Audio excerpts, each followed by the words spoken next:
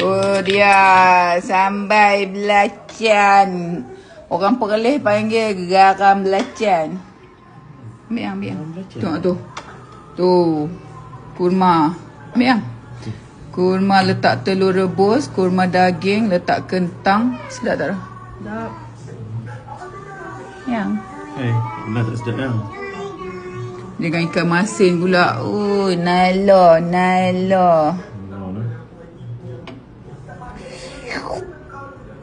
Oh my god.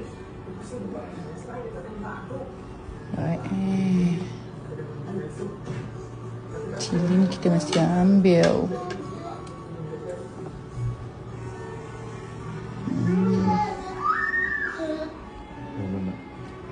Nak apa? Baik. Sambal terbaik.